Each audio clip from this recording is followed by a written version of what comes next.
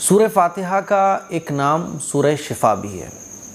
اللہ تعالیٰ نے سورہ فاتحہ میں بہت ساری بیماریوں سے شفا رکھی ہے، اور جب میں نے صحابہ اکرام کی لائف کو پڑھا، بزرگان دین کی لائف کو پڑھا، تو یہ پتہ چلتا ہے کہ ایسی ایسی بیماریاں جن کا علاج ممکن نہیں ہوتا تھا، یا بیماریوں کی جو جڑ ہے، بیماریوں کی جو وجہ ہیں وہ نہیں پتہ چل پاتی تھیں۔ جیسے کہ ہمارے معاشرے میں آج کل ہوتا ہے کہ رپورٹس نارمل آ رہی ہیں اور ڈاکٹر خود نہیں سمجھ پا رہے ہیں کہ آخر یہ بیماری کیوں ہے نا۔ ڈاکٹر کہہ رہے ہیں بھائی سب کچھ نارمل ہے، آپ نے 5 ڈاکٹرز کو دکھا لیا، رپورٹ سب جگہ نارمل، ڈاکٹرز کہہ رہے ہیں بھائی سب تو اوکے ہے، چلو یہ دوا لے لو۔ اور ڈاکٹرز کی تو ویسے بھی عادت ہوتی ہے آج کل ہمارے معاشرے میں، بلکہ ڈاکٹرز کی عادت وہ بنی کیوں ہے؟ ہم لوگوں کی وجہ سے، کہ اگر کوئی صحیح ڈاکٹر یہ بول دے مریض کو کہ آپ کو کوئی پرابلم نہیں ہے، ہو کہ آپ کو دواؤں کی ضرورت نہیں ہے، تو ہم اس ڈاکٹر کو ڈاکٹر نہیں مانیں گے، سوچیں گے ارے یار ڈاکٹر صاحب شاید سمجھ نہیں پائے۔ اسی لیے ڈاکٹرز بیچاروں کی بھی بڑی مجبوری ہے کہ وہ زبردستی دوا دیتے ہیں، کیونکہ دوا دے دو مریض کو تو اس کو تسلی ہو جاتی ہے، ہاں بھیا میرا علاج چل رہا ہے۔ تو آج کل یہی چل رہا ہے نا۔ تو ایسی بیماریاں جن میں ڈاکٹرز خود کنفیوز ہیں کہ بھئی آخر کیا ہے، سب نارمل ہے، سب اوکے ہے، تو کچھ بیماریاں ایسی بھی ہمارے معاشرے میں آج بھی، اور ایسی بھی بیماریاں جن کا علاج ہی پاسبل نہیں ہے، لا علاج بیماریاں ہیں۔ تو یہ شروع سے چلا آ رہا ہے۔ کچھ بیماریاں ایسی ہیں رہی ہیں ہمیشہ سے، ہر دور میں، کہ ان بیماریوں کی جڑ سمجھنے میں کئی سالوں کا وقت لگا، ہے نا۔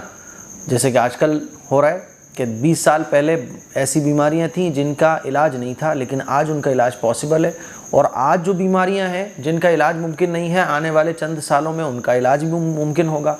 تو ایسی سچویشن سے جو لوگ جوجھ رہے ہیں ان کے لیے بزرگان دین کی لائف میں، اور شروع سے حضور علیہ الصلوۃ والسلام کے زمانے سے سورہ فاتحہ جو ہے نا اس موقع پہ بہت فائدہ دیتی ہے، بہت فائدہ دیتی ہے۔ مجالس ابرار ہے نا، حضرت ہردوئی رحمۃ اللہ علیہ جو بہت بڑے اللہ والے گزرے ہیں، انہوں نے ایک مرتبہ اپنی مجلس میں، ان کی کتاب میں لکھا ہوا ہے کہ سورہ فاتحہ کی کثرت ہے نا، کثرت کس کو کہتے ہیں؟ اس سلسلے میں بھی ہم لوگ کنفیوز رہتے ہیں نا۔ بعض دفعہ آپ نے علماء کی زبان سے بھی سنا ہوگا کہ کثرت سے درود شریف پڑھو، تو کثرت کس کو کہا جائے گا؟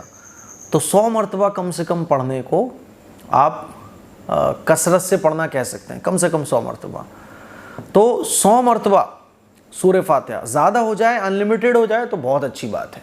سورہ فاتحہ کو کثرت سے پڑھ کر پانی پر دم کر کے پئیں، جو کھانا کھا رہے ہیں اس پہ دم کر لیں۔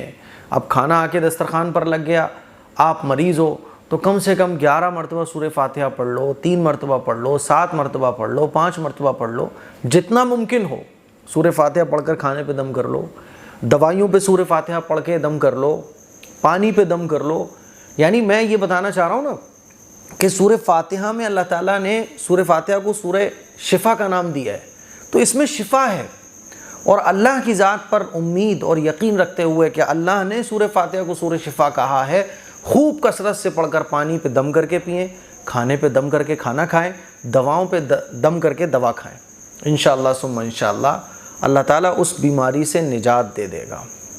اور نجات اگر ممکن نہیں ہوگی، بعض دفعہ بیماریاں مقدر میں ہوتی ہیں، یعنی اب اللہ کی طرف سے وہ بیماری اتنے ٹائم کے لیے مقدر میں ہے، یعنی وہ ہٹے گی نہیں۔ بعض بیماریاں ایسی ہوتی ہیں جو بندے کے ساتھ لگی ہوئی ہوتی ہیں کہ بندہ مجھ سے دعائیں مانگے گا تو ہٹا دوں گا، سورہ فاتحہ پڑھ کے دم کرے گا تو ہٹا دوں گا، ہے نا، وہ معلق ہوتی ہیں۔ اور بعض بیماریاں ایسی ہوتی ہیں جو آنی طے ہیں، یعنی وہ ہٹیں گی نہیں، آپ کچھ بھی کر لو، تو پھر ان بیماریوں پر اللہ تعالیٰ صبر دے دیتا ہے۔ صبر کا مل جانا یہ بھی بہت بڑی نعمت ہے اللہ کی۔ جب صبر اللہ دے دیتا ہے نا تو وہ بیماری ہمارے لیے بہت ہلکی ہو جاتی ہے۔ جیسے آپ بزرگان دین اور صحابہ اکرام کے بارے میں پڑھیں گے، بڑی بڑی تکلیفیں انہوں نے اسلام کے لیے برداشت کر لی، کیونکہ اسلام کی محبت اور صبر ایسا اللہ تعالیٰ نے ان کو اپنی راہ میں قربانی کا دے کے رکھا ہوا تھا کہ بڑی بڑی تکلیفیں ان کے لیے کوئی معنی نہیں رکھتی تھی۔ تو سورہ فاتحہ کا عمل یہ ایسے مریضوں کے لیے بہت مجرب ہے، اس کو کیجئے، ہے نا۔ کیسے پڑھنا ہے؟ اب لوگ کنفیوز ہو جاتے ہیں، تو دیکھیے آپ کو سب سے پہلے بسم اللہ الرحمن الرحیم پڑھنا ہے اور سورہ فاتحہ پوری پڑھنی ہے، آمین کہہ لیجئے، پھر بسم اللہ الرحمن الرحیم پڑھیے اور سورہ فاتحہ پوری پڑھیے، آمین کہہ لیجیے۔ ایسے آپ جتنی بار بھی پڑھنا چاہیں، ہے نا، 41 ٹائمز بھی لوگ بتاتے ہیں، تو 41 مرتبہ بھی آپ پڑھ سکتے ہیں۔ تو جتنی بڑی آپ کی پرابلم ہے اتنا زیادہ آپ پڑھنے کی کوشش کیجیے۔ السلام علیکم ورحمۃ اللہ وبرکاتہ۔